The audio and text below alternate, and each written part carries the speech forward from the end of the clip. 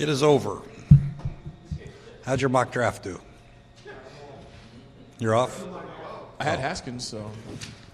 Oh, nice. Can you talk about the decision to draft a running back, a fast running back that's coming off a significant knee injury? Yes. Very talented. You know, he had 2,000 yards in his senior year. He was not on that pace, but he's still pretty darn good. Unfortunately, had the injury, but we thought when you go by the board, he was ranked up there pretty high for us, and he was available, and we took him. Give him time to get better. Number one, get him in the building, get his rehab going in the right path, which it already is. And the type of guy that he is, team captain, I think he'll be ready in no time. When do you expect him to be on the field? I don't know yet. You know, we got to get him in here first. You know, we're obviously aware of the injury, but as far as the length of time that it'll take for him to be 100% in football shape, we don't know that yet. You obviously have a few guys there at that position already. What's an update on Darius? How has he been, fared during the early? Darius has been awesome. This is no reflection of anybody. We just got an opportunity to draft a heck of a player with unbelievable production at a big-time school. But Darius is on track to be full go soon. So the plan at one point seemed to be by training camp for him. Is it ahead of that at this point? Yeah, I think so. You guys addressed a lot of needs, but one need, I guess, would still be free safety. What do you kind of plan to do there if Monte's a question mark? Yeah, we still have Monte, and we obviously drafted Apke last year, which is a pretty good option. So, and we got Reeves here in the building. He's doing some good things, did some great things at the end of the year in practice squad, and and DeShazer and Landon. So we have 5 pretty good safeties. We'll address it probably in college as the college free agents go. We'll probably get a couple there. Jay, you mentioned Monte Nicholson. What is his status at this point? Do you expect him to be able to play and be in camp and be able to play start of the season? That's, we're just waiting to see what happens. But, yeah, I think he should be ready. Is Wes Martin expected to come in and battle Eric Flowers for the starting guard job on the left side? We're going to come in and battle everywhere, really. We haven't had a chance to see these guys in pads yet or anything like that. We just had a nice draft, took a great guard, very productive guard, played a lot of snaps at left guard, which obviously we've, had some issues at that position. Eric was brought in here. He's never played guard. Wes has obviously been doing it for a long time, but we're hoping that athletically, the skill set that Eric has, he can do that. But Eric is also a good tackle, so we have some options there, but we'll look at all of them. Is Rasa an option there too? Yeah, he played guard out. And he transitioned to center this year, and versatility on that front. We've mentioned it many, many times how that comes in handy throughout the course of a season. And Ross has played some big-time games and has played both positions, so it's great to have that luxury of versatility. From a health standpoint, Colt had a third surgery, and we haven't had a chance to ask you about that. Where is he in terms of a timeline?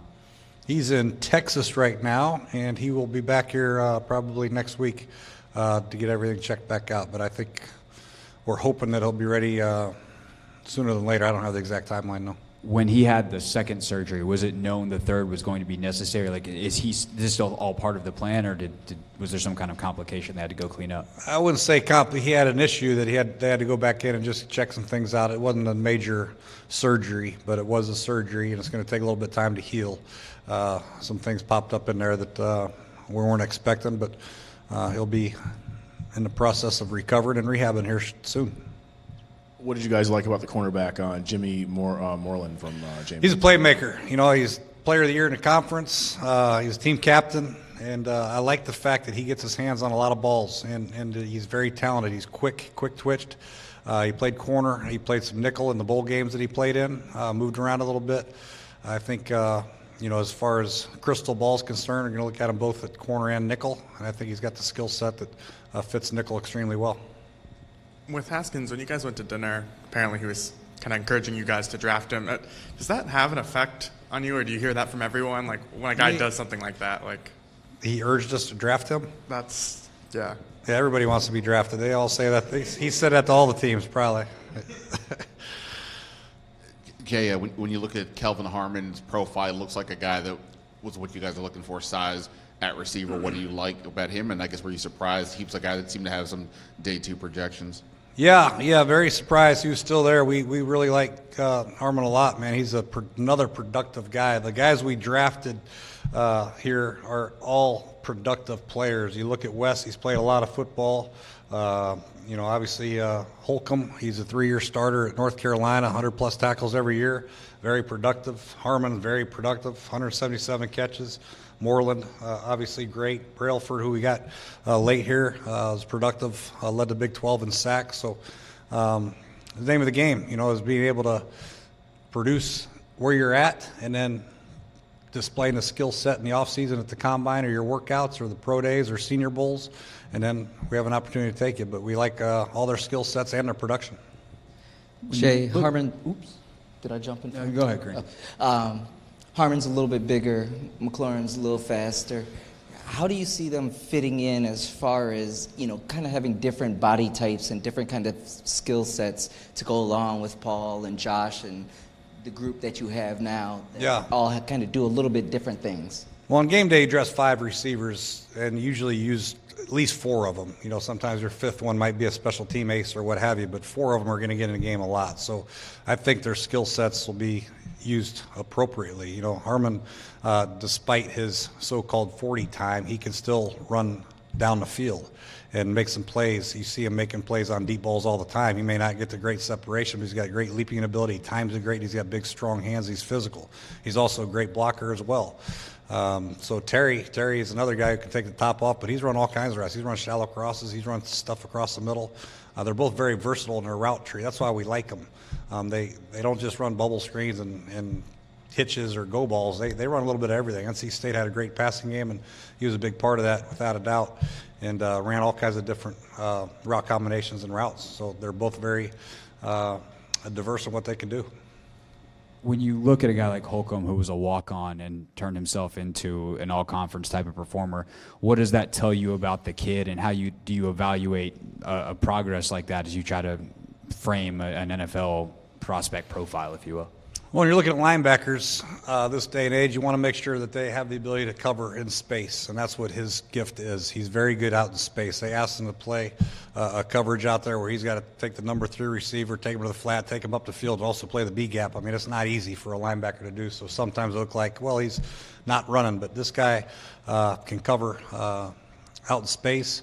And I think he's got the physicality to him. I've seen him take on blocks and do some great things in that regard. He had 22 tackles against Army. I saw that game and watched a lot of him, and I was just wondering why he wasn't as highly touted as a lot of these other guys, because he has the speed. He ran 4.48, I think, at his pro day, like a 38-inch vertical. He tested out of the moon. So you say, well, he's just a tester. No, he had 100 tackles in 3 years in a row. So he's had 300 tackles at North Carolina, so he's had production. So I think it's a great pick in that spot. I'm excited to get him in here.